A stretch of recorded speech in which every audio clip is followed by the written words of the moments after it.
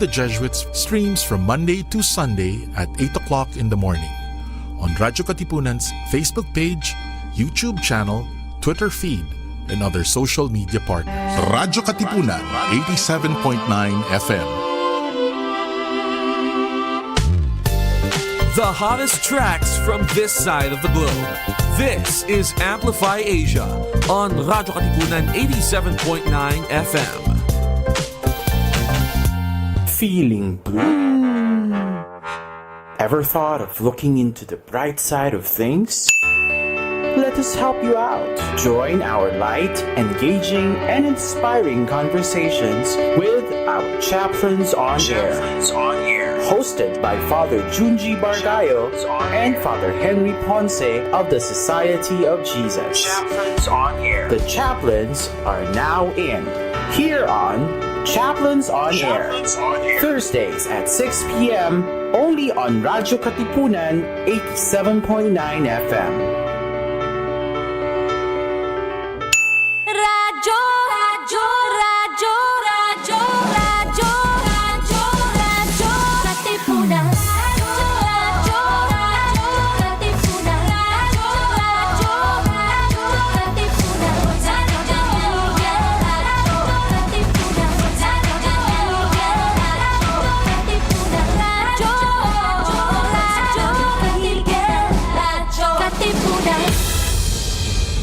Coming up next, Cura, Conversations on Care, Health, and Healing on Radyo Katipunan 87.9 FM. Radyo, Radyo, Radyo, Radyo, Radyo, Radyo, Radyo, Katipunan, Radyo, Katipunan, Radyo, Katipunan, Radyo, Radyo, Katipunan, Radyo, Katipunan. Force of the Blue Eagle, kami di mapipigil sa pagbabalitang tumpak at tama. Buhay Atenista, sa loob sa labas ng eskwela, ating ibibida lahat ng kwela. Radyo, Radyo, Radyo, Katipunan, Radyo, Radyo, Radyo, Katipunan, Radyo, Katipunan, Radyo, Katipunan. Kawal ni Ignacio, Katipunero, sugod, todo sa kayod, tulong at tulong, lipat na Blue Eagle, galing giting nagigil, blue and white, one big fight. Radyo, Radyo, Radyo, Katipunan, Radyo, Radyo, Radyo, Katipunan, Radyo, Katipunan, Radyo, Katipunan, Radyo, Radyo, Radyo, Katipunan. Health isn't just about medicine. It's about care Community and conversation. That's why Radyo Katipunan brings you Cura, your campus medical show. From everyday wellness tips to expert advice on the health issues that matter most to you. Cura is here to listen, guide, and care The Ateneo way. Join us as we talk about healing Hope and health right here on Radyo Katipunan 87.9 FM. Cura, your campus health companion where care meets conversation. Magandang gabi, Ateneo, and welcome to Cura Conversations on Care, Health, and Healing. I'm Dr. Tippy Sumpayco-Tanchanco. And I'm Dr. Jello Apostol. Welcome back, Dr. Tippy. Hello. And to our listeners, you're listening to us at 87.9 FM. You can also tune into us at ZenoFM/radio/RK879 FM. So, Dr. P, today's episode is super perfectly timed because we're approaching Christmas. So that means Malapit na. Ilang days na lang. ano na lang, December 24 1 na days. pala. December Oo 1 na, nga. di ba? So, Yes. but Christmas, season of Okay. giving, and that means toy shopping is in full swing. But Dr. P, I think Yes. very important for us, for parents, for ninong and ninangs to ask, are the toys that we're buying actually safe for our children? Nako, totoo yan, no? It's such an important topic, Doc Jello. And as a developmental pediatrician, I see how crucial play is for child development. It's not frivolous, it's actually foundational. But I also see children affected by unsafe toys. Pwede pala yun, talagang unsafe minsan yung mga toys natin na nabibili para sa mga bata. And nakikita natin, minsan nagkakaroon po sila mga developmental delays dahil sa lead exposure. Nakakatakot yung choking, biglang di sila sinubo, di ba? Sinubo nila, nalunok, hindi makahinga, mga injuries, pag hindi appropriate for age yung mga toys na nireregalo natin sa mga bata, no? So, minsan yung toy aisles sa mga stores parang, napaka-innocent, masaya, ganyan, but it's actually a minefield if you don't know what to look for. Agree, Dr. P. And nakakatakot yung sinabi mo that many toys contain toxic chemicals. And to those of us who are watching us on YouTube or on Facebook, you can see that we actually have some of those toxic toys laid out here in our studio, no? Mamaya mas makikita nila, no? Grabe. Pag na-introduce na natin yung mga guests Ang ating natin. mga guests, no? Yes, But yes. yung tragic dito, Dr. P, is that parents, ninongs and ninangs, many of them have no idea, and all they see is the colorful packaging and they Right. assume it's safe. Diba? Yes, oo, parang yun nga yung nakikita natin. Ang galing kasi mag-advertise minsan, 'di ba? So, ngayong gabi po, we will cover what makes toys unsafe. Both from chemical toxicity, from that standpoint po, and from a developmental appropriateness standpoint. So, whether you're a parent, a lolo, a lola, tito, ninong, ninang, or teacher, this episode is your holiday shopping survival guide. And agree, no? And we'll also talk about who's responsible here. Because it's not just about individual consumer choices. Right. We need manufacturers to make safe products, we need retailers to stock them, and we need government to regulate and enforce. And for all of us, no, us consumers, us families, to demand better. So Dr. P, let's get started. Eto na, excited ako. So, let me introduce our first guest na balikbayan. Pero tingnan dito siya umuulan. Umulan na naman kanina. Yung first dati may bagyo. Oo, siya Diba? pala nagdadala ng bagyo. Yeah. So, let me introduce Dr. Angel Beldi, who is an infant mental health specialist. So, ano ibig sabihin nun? That means he's an expert on children's brain development and what experiences support that development. So, Dr. Angel, welcome back to Cura. Hi, Dr. P. Hi, Doc Jello. It's nice to be back. Yes po, bumiyahe po talaga ako papunta today. Almost Hindi ka naman 2 lumangoy, hours. Hindi right? naman Hindi po. naman, hindi Hindi naman. naman. Yes. Happy to be here and the very important topic of child development. Thank you. Yeah, so, Yeah. but also, we have another very important guest. In fact, in the field of environmental health, environmental toxicity, we really look up to this person. Wow, may because rockstar tayo. sobrang ngayon. rockstar talaga nito. Woo! Yes. 2018, di ba? Goldman Environmental Prize winner. Like the Wow. Nobel Prize for Environmental Advocates. Rockstar pala talaga.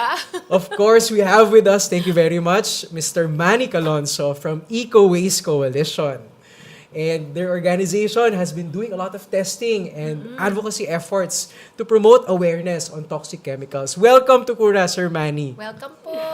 Salamat, Doc Jello, Doc TP, and Doc Angel. It's really a privilege to be here in your radio program. It's my first time. EcoWaste Coalition has been involved in safe toys advocacy for over a decade. Wow. We are really passionate in protecting children from hazardous chemicals. Diba? Sobrang- Rockstar talaga sobrang tong si sakto Sir ng mga Manny. guests natin today, Dr. P. Mga bigatin, no? Galing. And I'm sure our listeners will learn a lot from them. So let's get started, Dr. P. Yes. So, Dr. Angel, let's start with you. What drew you to child neurodevelopment as a specialty? Well, I think what really draws me to it is you mentioned it's infant mental health. Hindi naman po pinapa-therapy ang infants natin. No, but the field that I'm in allows me to work with families. It allows me to help parents understand behaviors, understand development of children.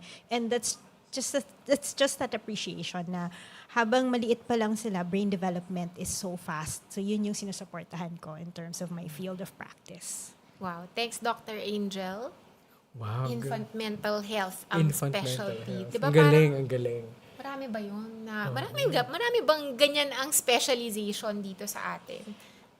I think maraming nagpa-practice of the idea of supporting families. Pero ang infant mental health, medyo mas global practice siya. I'm hoping maybe something we can support and grow locally din. And a lot of people Oo. don't think na, may mental health na pala yung mga infants. Kasi Oo, baka kasi puro baby iyak, pa lang yan eh. puro iyak lang sila. Tsaka May matulog, kain, di ba? Kain, tulog, iyak lang. Pero may mental health din pala. Oh, diba? importante yan. Okay. Ito naman, si Sir Manny. Sir Manny, nabanggit mo kanina, parang decades. Parang walang age reveal to, Sir Manny. Pero, matagal-tagal na rin ho kayo, Sir Manny, dito sa advokasya natin about chemical safety, about promoting awareness on all of these toxic substances.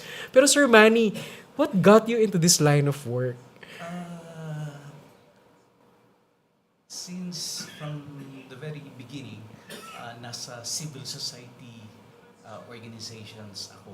Tapos I used to work with Consumers International based in Penang, Malaysia. After my contract ended, I went back to the Philippines and joined the environmental movement. That got me connected with the EcoWaste coalition. Tapos noong 2011, we initiated a study on hazardous chemicals in toys. We actually purchased 200 toys from retailers in Manila, Cebu, and Davao.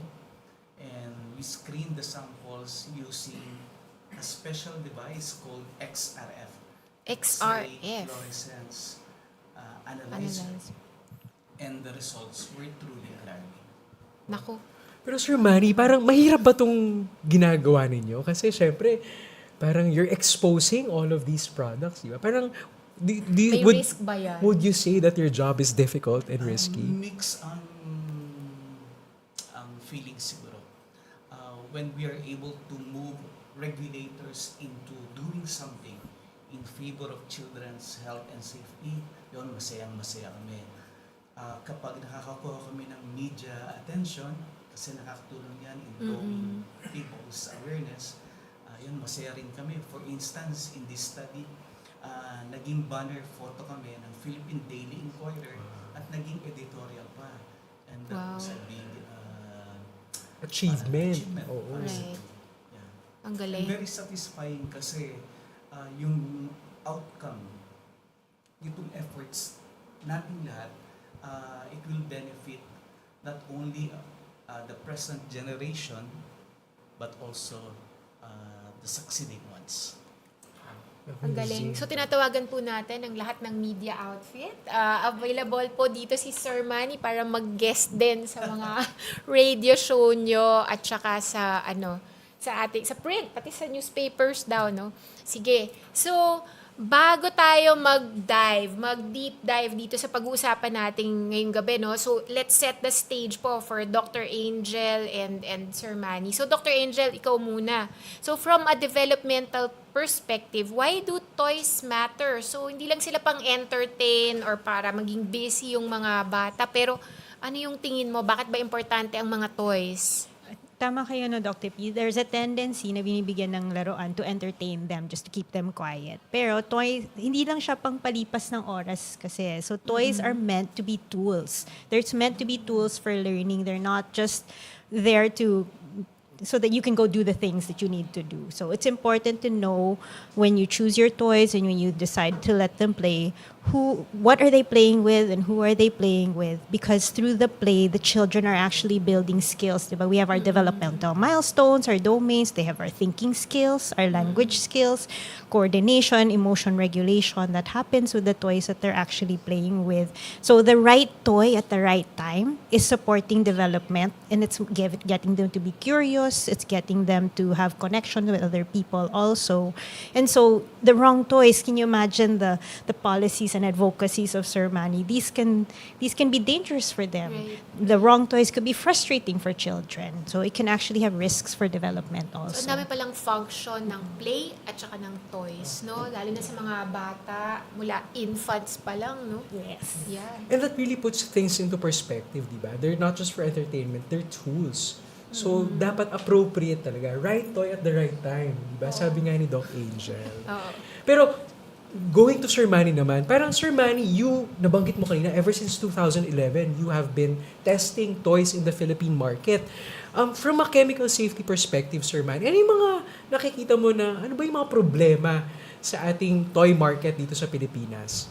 We are flooded with so many toys from unknown sources with unknown composition. And based on our analysis, using our XRF, we have found many of them contaminated with toxic chemicals like lead, cadmium, phthalates.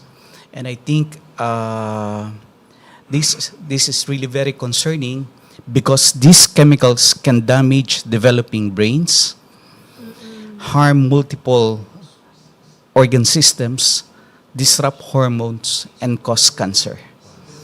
Children are especially vulnerable because they're still developing and because of their tendency to mouth objects such as toys. Especially yung mga very young kids, Mouthing diba? pa talaga sila eh. Pero Sir Manny, ito ba yung mga toys na ginamit nyo dun sa study? Like ngayon, kanina kasi parang napakita natin dun sa camera, no? Itong mga toys na to.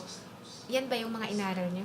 Ilan lamang ito, we have already analyzed hundreds and hundreds of toys, especially those sold in affordable places. Kasi dito ang puntahan ng masa, di ba? Opo. Doon namin gusto namin magkaroon ng impact. Parang spot check ba yan? Bigla na lang Yes, kayong market dumadating, investigation. ganyan. Yan. Tapos nagtest buy. Tapos ini-screen sila using our XRF. Tapos yung iba dinadala sa laboratory. For instance, yung phthalates, kailangan ipalab para makita kung may phthalate content. Meron na palang labs nito na check niyan. Pero Sir Manny, kadalasan, yung mga to binibili rin sa bangketa, sa mga tiyangge, kasi sobrang mura lang eh, di ba? Pero Sir Manny, isa-isahin natin, or siguro baka kahit yung mga pinaka-importante lang na chemicals. Kasi parang may mga nabanggit ka, lead, phthalates, plasticizers. Sir, based dun sa mga testing ninyo, ano yung mga specific toxics na talagang pinaka-dapat ikabahala ng ating mga consumers, sa ating mga parents? Naku, mararank ba natin yan? Ano yung mga top na kailangan, okay, bantayan, bawal? Marami. The main toxic chemicals of concern are the following.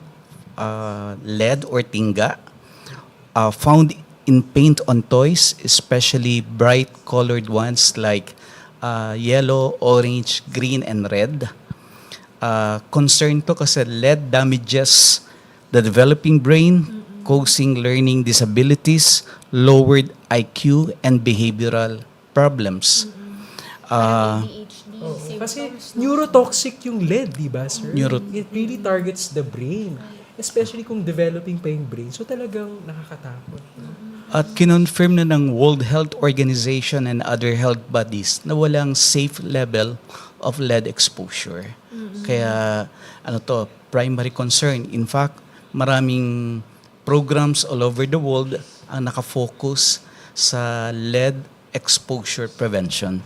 Isa pang chemical of concern, yung mga phthalates. Ito yung ginagamit na plasticizers, pampalambot doon sa mga plastic like PVC para mas maging malambot sila saka flexible. Or yung mga sa mga dolls. Kasi di ba yung mga dolls that they're made of soft plastic and yung mga toys for toddlers, di ba? Parang Ano yan, yung mga kinakagat ba yan? mga kinakagat. Yung mga softer plastic are usually designed. Tama ba, Sir Manny? Minsan ba yan may mga tunog din?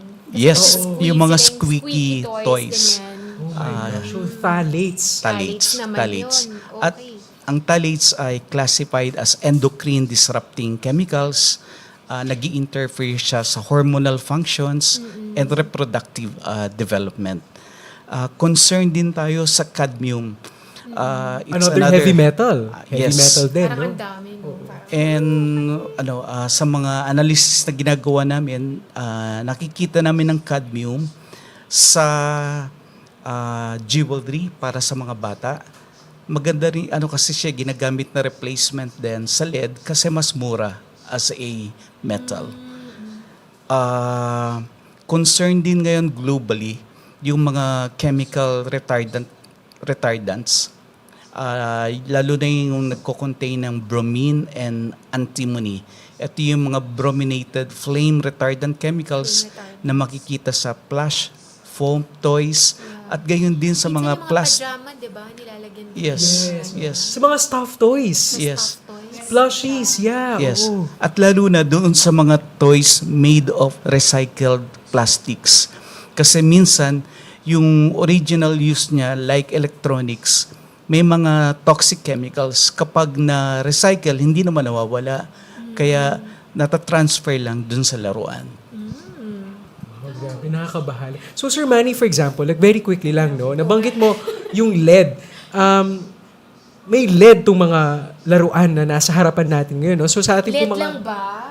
And Sa all dinami the na other may chemicals. Sir Manny, parang, Karamihan LED, pero yung iba dyan may phthalates rin. may tali. Tapos, sir, usually, ano yung acceptable? Pero walang safe level of LED sa katawan, di ba? Pero sa mga products, minsan may mga LED talaga. So, meron bang parang threshold? And may example ba tayo? Kahit isa lang, Sir Manny, kung ano yung na-test ninyo na level ng LED dun sa laruan.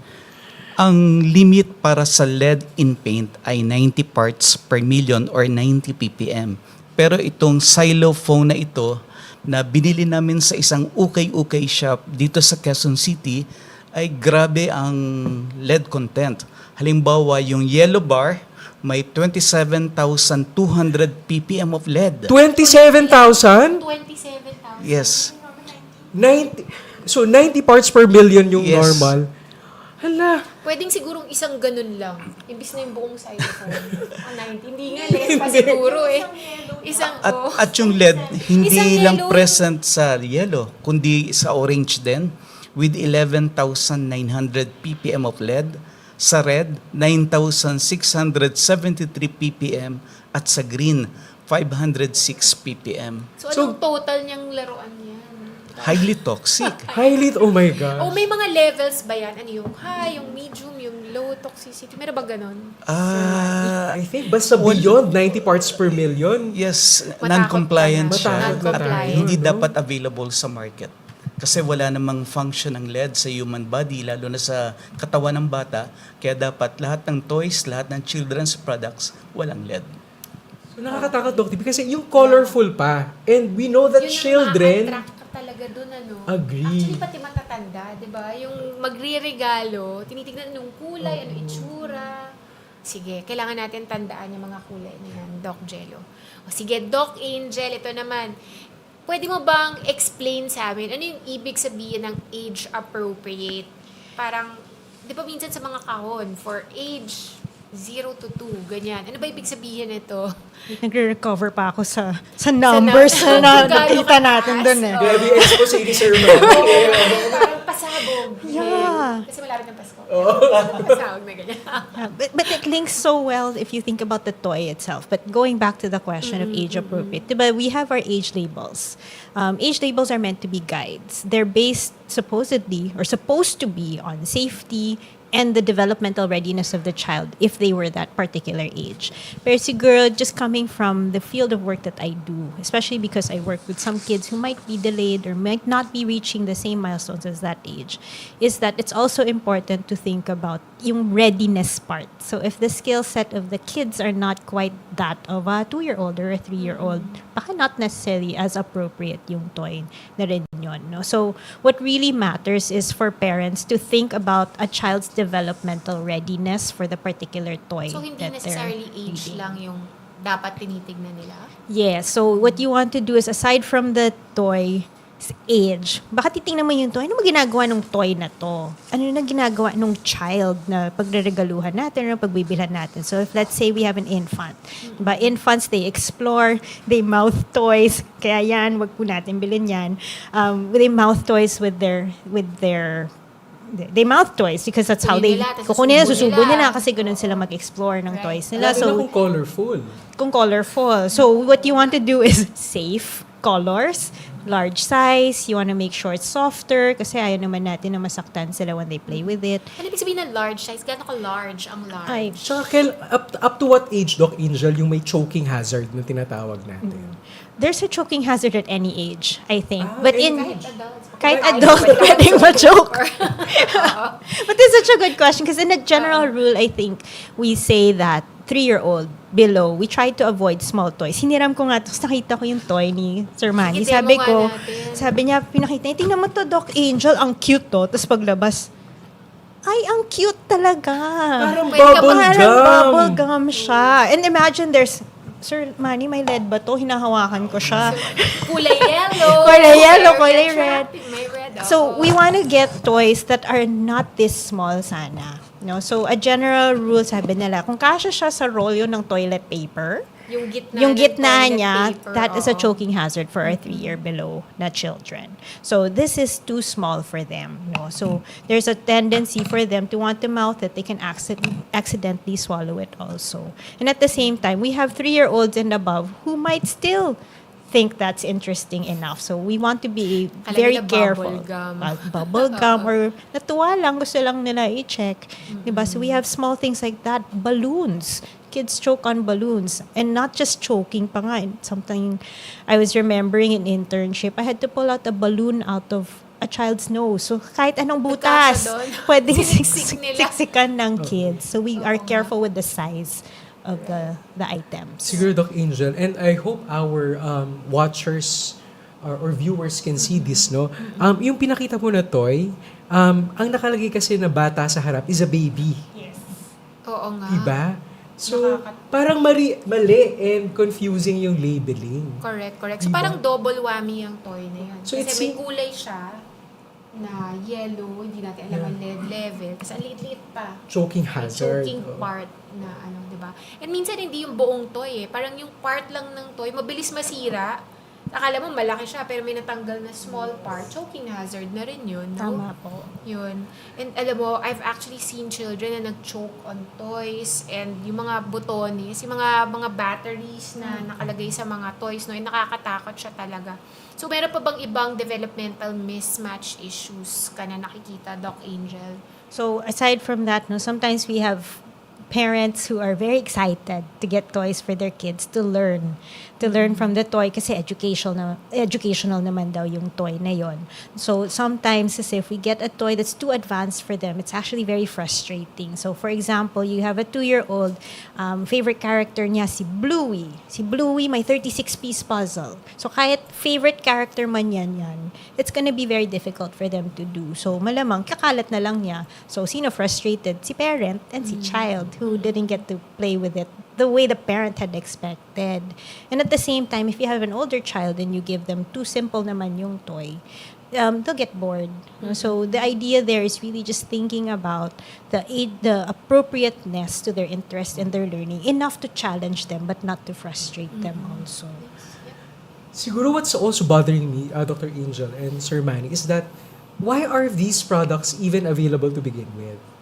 Parang wala ba tayong regulasyon that prevents this from entering the market? Tapos nabanggit mo rin nga kanina, Sir Manny, na kadalasan mas mura pa talaga sila.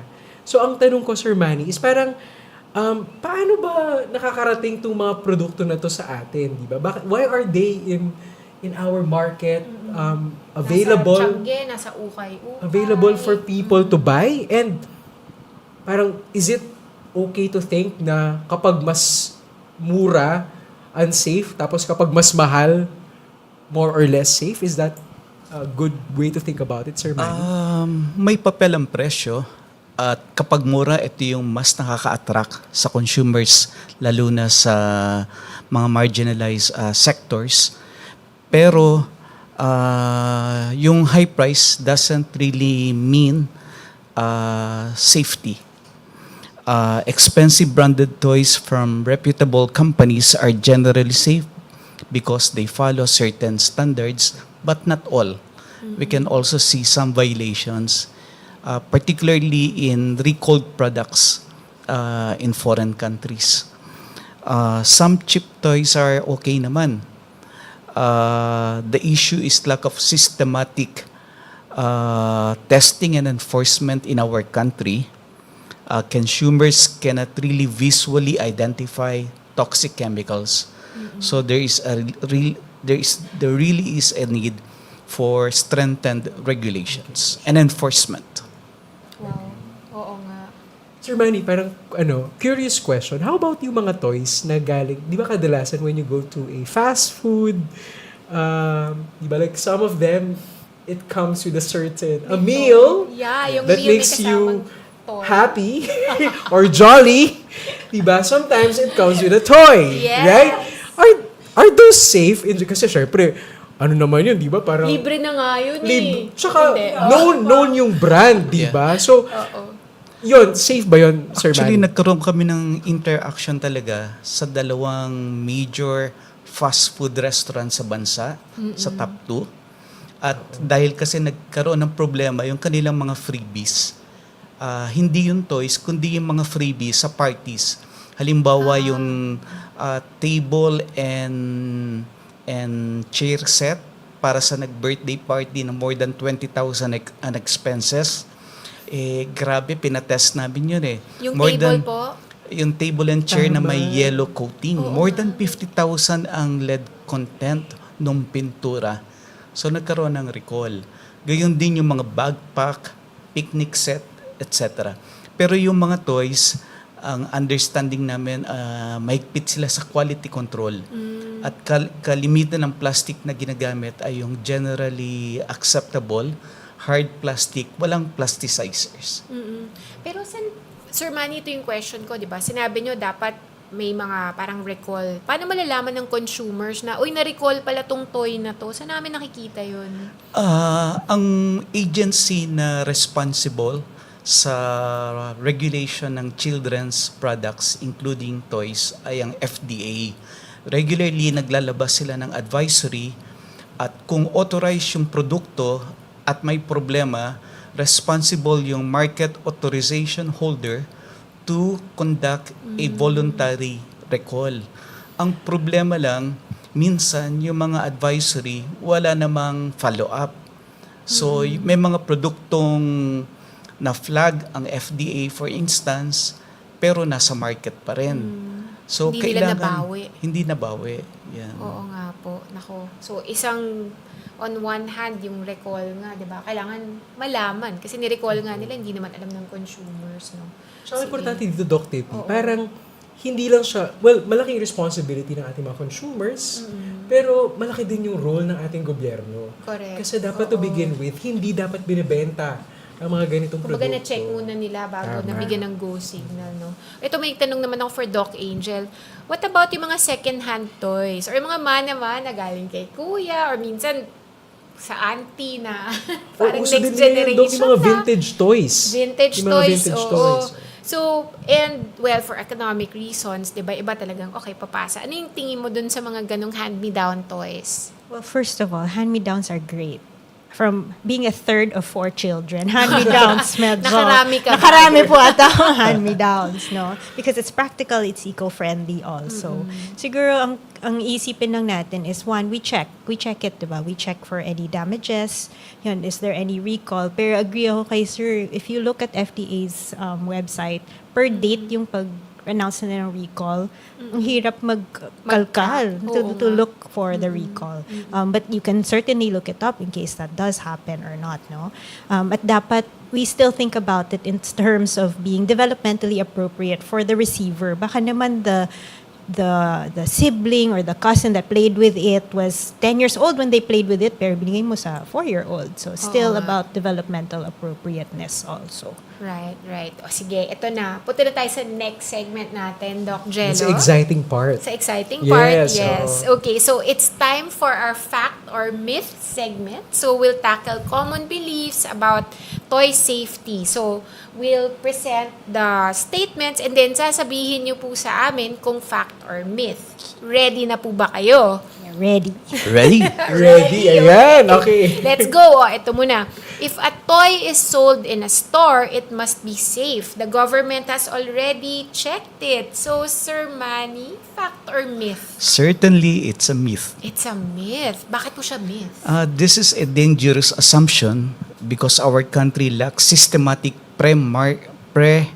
market testing of toys, unlike in more developed economies, where toys must meet strict standards that are really enforced. Most of the time, regulators respond to complaints or exposés and not proactively testing. Kaya talaga, hindi masasabi na lahat ng laruan sa merkado ay ligtas. Kasi hindi naman lahat ay nasuri. So, kahit nasa department store, kailangan mag-ingat pa rin, ano? Yeah. So, Halimbawa ito, sa isang department store ito binili, hindi naman sa bangketa, hindi rin sa Divisoria, pero ang phthalate content nito, DHP, ay 17.1%. Ang limit ay 0.1%. Oh my gosh. So, 0. Less than 1% ang limit siya. Yung DHP, that's a plasticizer. It's an obesogen linked to diabetes, Carcinogen. hormonal Kaya imbalances. endocrine disruptor talaga. No? Hala, babay Elsa. So, yun po, hindi porket nasa department store ay ligtas. So, kailangan maging vigilant. Yes. Next naman po, I think this is for Dr. Angel. Fact or myth?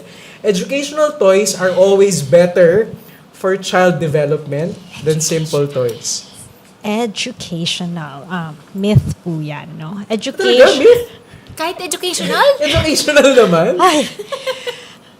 To Sir Manny's point, there's little policy kasi to say when they can plaster educational on a box, diba? So educational, it's often medyo marketing hype talaga siya. So if you think about it, minsan a more simple set of blocks are more educational than the most electronic high-tech toy out there, no brands named. No, that when you think about it, mas marami pang ginagawa yung toy kesa sa bata. No, so the toy is the one that dances, that sings, that moves around. Pero si bata, tiningnan na lang yung Nanonood kid. na lang na ganun. So I would have to say it's a myth in that sense because the best toys will need to be the ones that will encourage imagination. They think about creativity. There's active engagement with the toy, with the people that they're actually playing with also. So kahit nga cardboard box is the best toys. That for me is educational already. Yan, pwedeng spaceship. Sino sa inyo nag-cardboard box ba kayo? Yung large kotse refrigerator yan. box. Si Mati nung bata siya, my son, ang laruan niya, mga walis, di ba? Mga tabo. So, imagination. Imagination siya is using your usual household items. These are what's actually educational for them. So don't be swayed by the idea of educational labels all the time without thinking about how the child's actually going to use it. Okay. So, kailangan vigilant ulit dyan sa space na yan. No? So, thanks, Doc Angel. Ito naman, natural or wooden toys are always safer than plastic toys. Sir Manny, fact ba to o myth? Myth with nuance. Ba, may nuance. May tong nuance. myth With na to. reservations. Yes, with reservations. Okay. Bakit po? Napakaganda kasi ng kahoy kasi natural and sustainable. Pero when it is painted May with demo ulit si lead-containing Sir Manny paint, dito. yun ang problema. Yung pintura. For instance, this wooden puzzle made in the Philippines, laboratory tested in the United States, was found to contain 45,671 ppm of lead. 45,000. Okay sana yung wood, pero kung meron siyang toxic chemicals, ay hindi naman.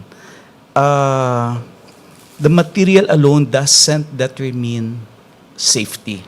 It's about what chemicals are added. So it's important to look for certifications, to seek reputable brands regardless of the material.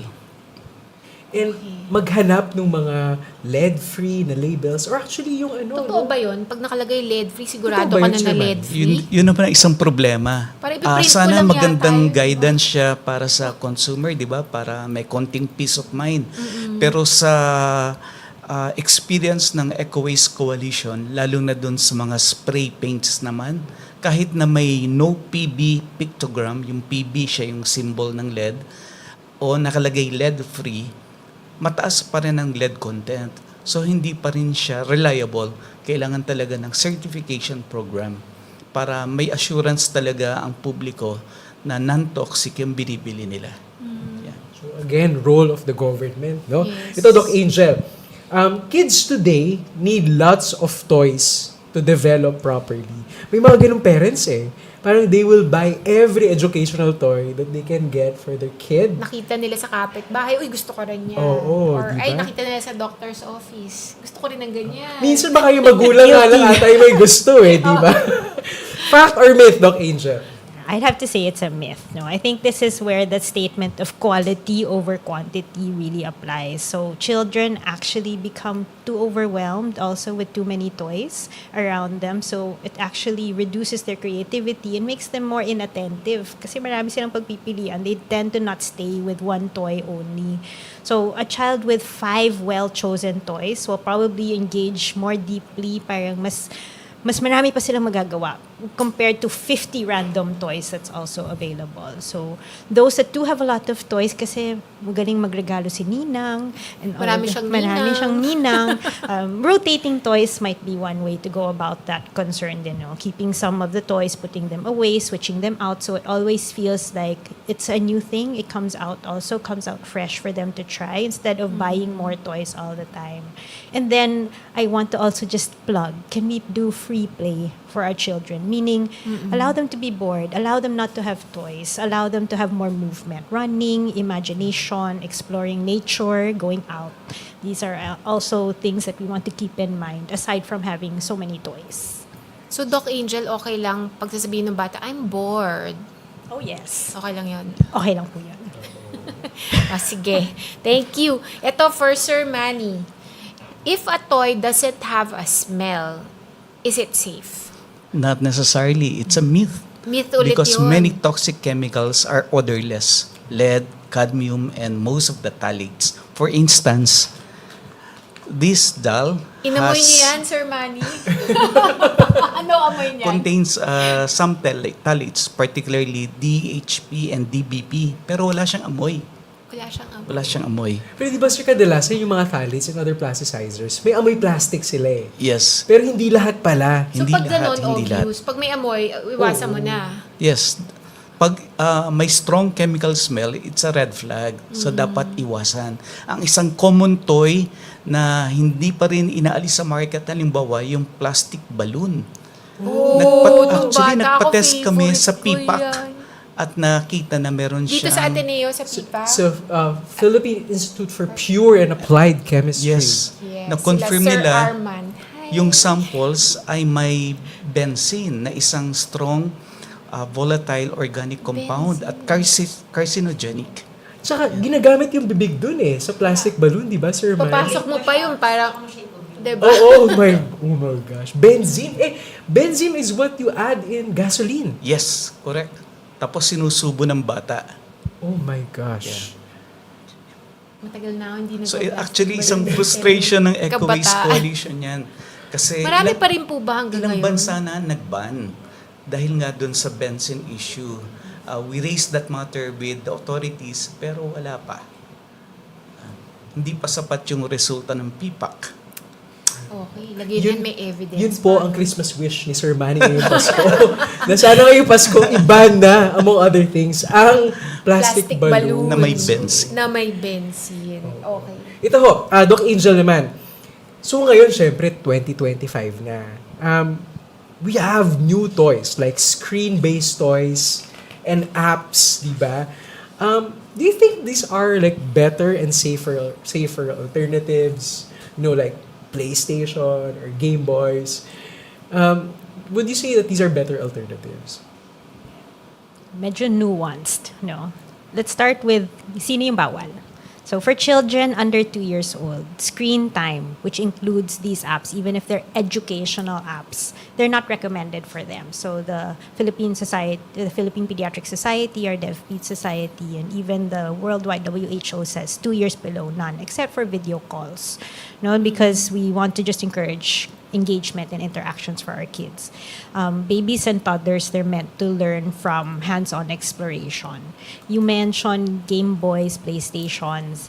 I think it needs to be age-appropriate and developmentally appropriate. Kasi if it's a first-person fighting game, I probably would not encourage that for our younger kids that are 5 below, who may not be able to navigate kung right or wrong, makipag-away at makipag-shooting with other people. So that one we probably want to be careful about.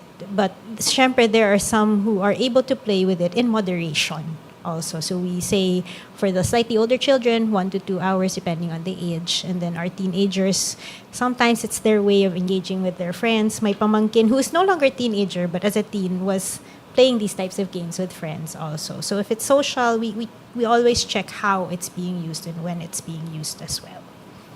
Akong key takeaway ko talaga is do not confuse the play with the toy. The play is different from the toy. And the play doesn't always necessarily need a toy. But play is good. Play is good for children. Ang galing, ang dami nating na-bus na milk, no, Dr. P? Pero medyo body din ako ng konti. Parang meron pa ba akong pwedeng toys na gamitin? O sige, pumunta naman tayo ngayon sa mga question from mga listeners natin. So, ito galing kay Maria. Ang sabi niya, how can I tell if a toy contains lead or other toxic chemicals by just looking at it? Pwede ba yun, Sir Manny? Hindi sapat. Natignan. Kailangan talaga i-analyze. Kailangan may instrumento na magko-confirm kung ano yung composition ng toy.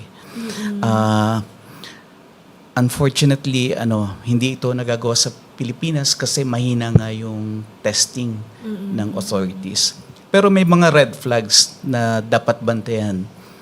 Very cheap prices,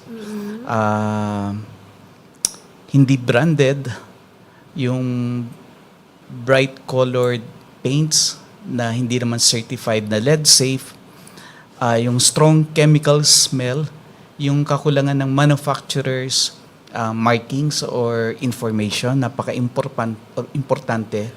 Pero minsan, Sir Safety Manny, labels. parang may manufacturer information pero ibang lengguwahe Yes. Di ba? So, paano kailangan ma-i-translate? Google Translate. Red flag din ba yun? Like, for example, Napaka-red pag flag. hindi nila Ibig sabihin, trinanslate. hindi siya otorisado. Kasi ang requirement ng FDA, yung kung hindi Filipino yung manufacturer's labeling information, dapat English. So, dapat itatranslate. Yun yung may mga sticker na naka-English translation, no? Oo. Yes. And for greater certainty, mas maganda sigurong pumunta sa mga reputable establishments, lalo na yung may license to operate from the FDA kasi meron silang authority to sell toys and other children's products. Ito, Dr. P, may special question yung mga kumpare ko. Kasi, alam mo naman, pag bagong ninong at ninang ka, doon ka talaga mas masipag magbigay ng Excited pa kasi ng sila. regalo. Yes. So, Doc Angel, very specific yung question. What are the best toys for a 1-year-old? Kasi syempre, first birthday. First time mong as a ninong or as a First time ninang, ko magre-regalo. O ngayon, Pasko, di ba? Or dapat ka na ba nagbibigay ng regalo at 1-year-old? Well, it's cultural, I think, na magbigay. So maybe what we can do is to be mindful. Ano yung bibilin natin? Cash na lang. Pwede din. Para sa magulang yan, Dr. Mag-ipon na. Para sa magulang yung cash. Pwede din yung regular pang araw-araw diaper. Things that they might need. Pero going back, like, what if they want to gift a toy to a 1-year-old? Or like 1 to 2-year-old? What would you suggest? Sige. Maybe something to think about. Principles muna tayo. So 1 to 2-year-olds, mga 1-year-olds, they're learning through their senses. So we hear the word sensory toys. So naisip ng iba ngayon, ang buzzword sensory bin, yung may bin, tas may mga rice pellets sa loob, tas maghahawak yung kids. That's not appropriate for a 1-year-old. That's where I want to go with that statement. No, because that's not for what they play with. They can choke, maliliit na mga bagay. When we say sensory-based toys, these are things that uses your different senses, your taste, kaya nga nagwa-mouth sila, the touch, the sound, the sight, what it looks like, and what it feels like. So you want to think about different textures. You want to think about the different sounds of the toys, the colors of the blocks that you might have, assuming they're safe. Safe yung content niya. So if you want, you can have your stacking blocks, you can have your nesting toys, because these kids are starting to be movers and shakers, gumagalaw, tumatayo, tumatakbo na sila, push toys. Movers and shakers pala tawag sa kanila. Yes, yun yung tawag ko sa kanila kasi they keep moving and then they shake up the world. Medyo earthquake when they come by. Or but- ipo-ipo. Yeah, so push and pull toys are helpful. And I say push and pull, hindi yung, anong tawag doon? The walkers? Not walkers bawal where, yun. bawal yun ha, yung the one where they're inside the middle, tas may gulong. Pag isang padjak lang, gumugulong sila. That's not the kind that we're looking for. We want push toys where they're doing the walking and they're just helping them balance. Parang lawnmower. Lawnmower Ganun. type. Parang May lawnmower ba grocery tayo? cart. Oo, Yes, parang- pwedeng Oo, grocery cart. Meron, oo. Yes. So, parang ganun. Parang ganun ba ang grocery cart mo? But make sure that they're sturdy. Diba? If it's too light, they'll fall over. Also, if it's too heavy, hindi sila aandar. So those are the things you think about. Or musical instruments. Basta hindi yung musical instrument. Hindi po yan. Manny, Bawal yan. Oo. Bawal po yan talaga. And maybe just one more thing. Books. Books are great for 1-year-old. So board books para hindi mapunit. Pwedeng lawayan, pwedeng mapunasan. Mga tips po yan para sa Christmas shopping. Okay, tips yan. Okay, ito naman, para kay Sir Manny and pwede rin kay Doc Angel, no? From Lisa, ang sabi niya, what should I do if I discover that my child has been playing with a toxic toy? Or an inappropriate toy. A toxic Oo, or toxic. Yan, ganyan. May ganyang toy na paglaro. At nakinig siya ngayong gabi na, ganito yung kulay, ganito kaliit. Anong gagawin niya? Sir Manny, perhaps? Dahil inform ka na, mainam na alisin na yung laruan na yon sa mata at sa kamay ng bata. At wag nang bigyan ng access ang iba pang bata sa laruan na yon. Second, kung identifiable pa yung laruan, kung nandyan pa yung box at may markings, lalo na yung local distributor, i-report sa FDA, sa DTI, Consumer Protection Group, or sa EcoWaste Coalition dahil tinatrack namin yung ganitong mga information. Kung may fear ka na potentially na expose yung anak mo sa lead, better consult a doctor for appropriate advice. Okay. Para sa testing, no? Doc Angel, ikaw? Yeah, so I guess from that medical perspective side of things, diba? Most children, they'll be asymptomatic. Kasi nga, you can't tell that it's there. So, it's the chronicity. It's chronic low-dose exposure. So, it's not really acute poisoning naman siya. No? So, what sabi ni Sir, tanggalin muna natin and then let's watch out for, sabi natin kanina, development, behavioral changes. And if you're truly concerned, we can actually bring it up with our pediatricians, our doctors, so that you can actually test, I think, right? You can do blood testing for lead levels, for instance. No? So, most important, wag naman po magpanic. No? Don't panic. Removal will stop the exposure, and that's the most important part of it as well. Yun yung una na kailangan, parang bawasan, tanggalin ang exposure. Yun yung first thing that they should And now na parang medyo ginambala na natin yung mga listeners natin with all of these like chemical toxicants in our toys, I'm sure many are asking, where can we, itong question ni Elena, no? Where can I buy safe toys in the Philippines Meron pa ba? without spending a fortune? I think both Sir Manny and Doc Angel, saan sila pwede?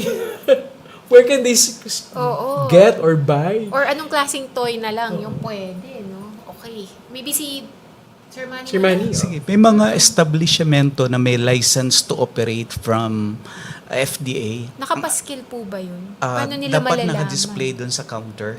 Naka-display sa counter. Katulad din ng mga lisensya. Ang assumption natin, ang itinitinda lang nila ay yung toys that have undergone quality and safety assessment and are compliant with the labeling requirements under Republic Act 10620 or yung Toy and Game Safety Labeling Act. Maganda doon pumunta. Pero I understand, marami sa kababayan natin sa Divisoria pumupunta, sa Baclaran, at sa iba pang bargain hubs.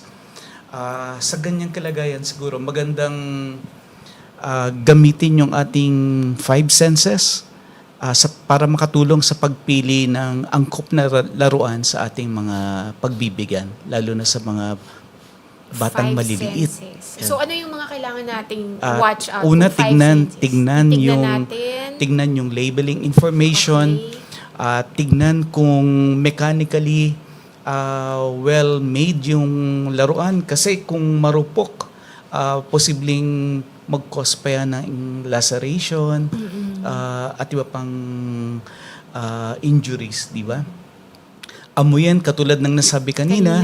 Kung strong chemical smell, iwasan na yan. Most likely, containing yan ng mga highly toxic chemicals such as volatile organic compounds, etc. Tapos, siguro magandang rin, dahil karamihan naman may access sa gadgets, mag-search sa internet, sa information. Lalo na dun sa mga toys na na-recall sa ibang bansa at posible dinadump dito sa atin kasi na-recall na. Siguro magandang updated din ang ating mga kababayan tungkol dito. Sana, Doc, dito sa Pilipinas, meron na rin sana tayong ganung inventory or database, no? Kasi sa US, meron silang ganun eh. Meron ba ganun? Mga nare-recall na products at saka toys dito sa Pilipinas. Ba? Wala So, pa. yun din ang isa pang Christmas wish, tama natin, Sir Manny, no? Yes. Dami namang Christmas wish ni Sir Manny dito. Oo nga. For the good of many. Oo nga. O sige. Doc Angel, may iba akong tanong para sa'yo. So ito galing kay Sarah, no? So how can I encourage relatives not to give unsafe toys without offending them? O kasi baka sabihin, ikaw Binigyan ka na. choosy ka pa, di ba? Or like, for example, if I'm a parent and then yung mga ninong and ninang, like how do I tell them na, uy, huwag niyong bibigyan ng unsafe na toy yung anak ko? Parang gano'n. And may appropriate way ba of saying na, okay. That's so tricky kasi culturally, di ba, ayaw natin mag-confront with our relatives, right? And masama daw tumanggi sa regalo. Masama tumanggi. Diba? So, pag hindi pa na nare-receive, which is why I like to ask my mga pamangkins, ina-anaks now, maybe you frame it positively also, no? We love that you want to give him something special. Here's a few things he really likes, diba? Just hint it already. Hint yung mga types of toys that you're interested in, the things that you're working on, parang in terms of development, para age-appropriate yung mga options nila. Wag naman sobrang habang lecture because nobody wants to hear that. And then, maybe in case you do receive it, you can always just receive it graciously and then tago nyo na lang. Diba? Pero magte-thank you ka pa rin. Magte-thank you ka pa rin. Magte-thank you ka pa rin. Oo. So, dapat may thank you pa rin. Pero parang, okay. Magandang technique. And maganda rin, di ba? Like, as a Oo. parent, if you're very vocal about, promoting safe toys, makikita naman nila yan, eh. Di ba? Parang when you post it. Or, if you share our episode today as a parent, di ba? That's Comment there. Or Safe comment. toys, guys. Or itag niyo po yung mga kumare-kumpare ninyo, yung mga ninang ng mga Sabi ko anak na nga ba, ninyo. cash na lang eh. Hindi, trust fund. Watch this ganyan. episode ng Cura, di ba? Before you buy some gifts to your Christmas inaanak. gifts. Diba? Ayan. Okay. Uy, pero importante talaga yung play, di ba? Ayan. Okay. So, mag-8 o'clock na and mag-wrap up na tayo, no? So, as we wrap up this episode, I want each of our guests siguro to share a final message. So, Dr. Angel, for parent shopping, for toys for Christmas, meron ka bang, bago yan, may gusto ko bang batiin? Nakikinig sa atin ngayon. And then yung tips mo para sa Christmas shopping ng parents.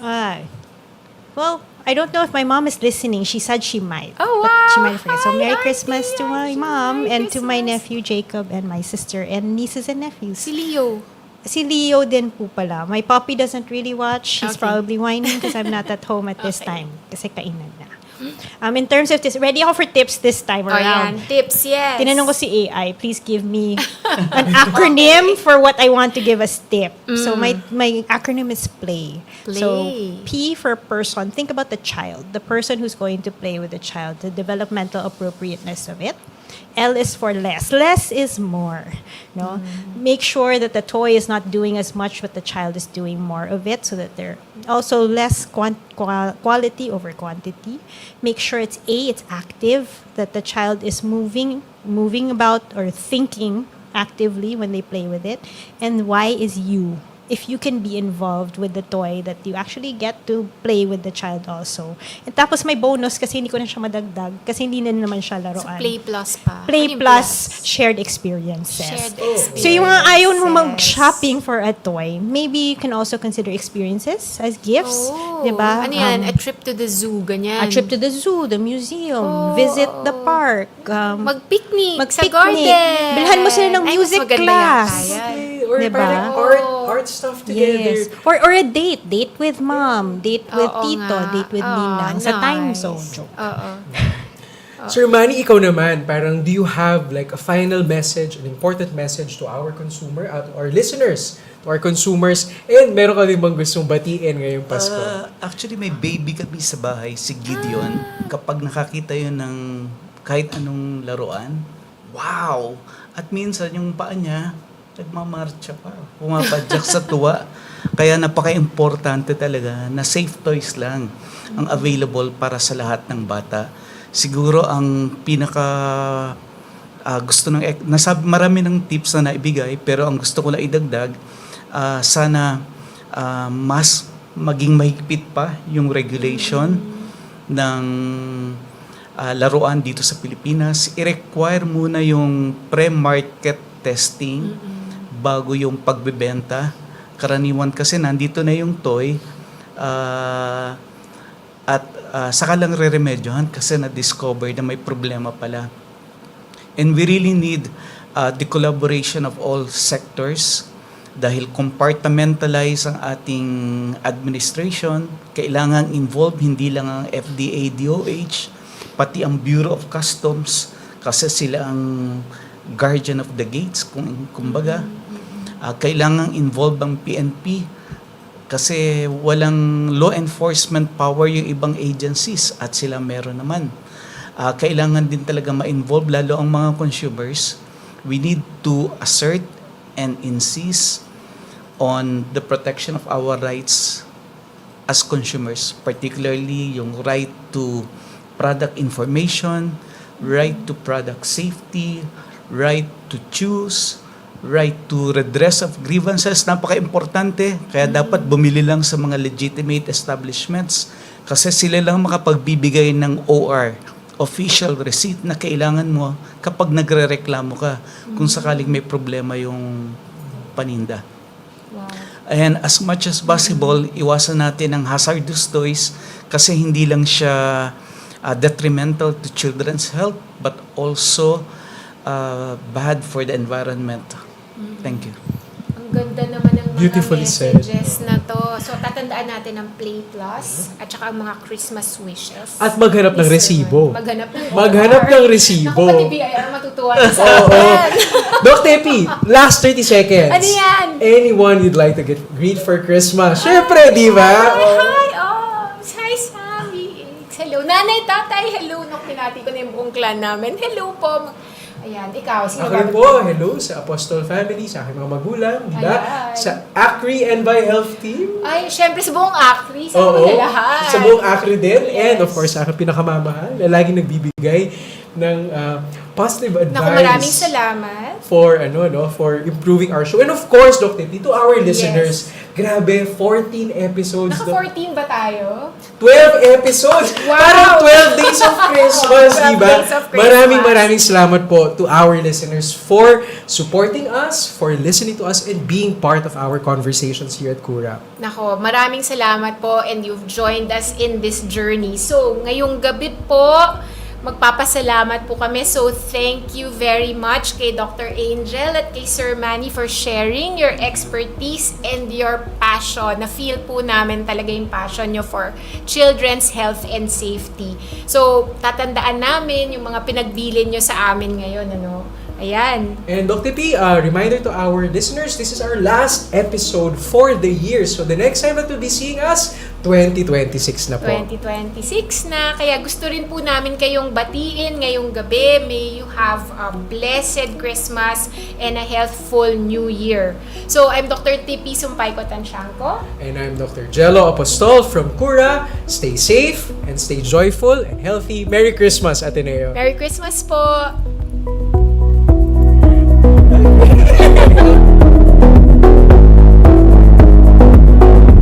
Health isn't just about medicine. It's about care Community and conversation. That's why Radyo Katipunan brings you Cura, your campus medical show. From everyday wellness tips to expert advice on the health issues that matter most to you. Cura is here to listen, guide, and care The Ateneo way. Join us as we talk about healing,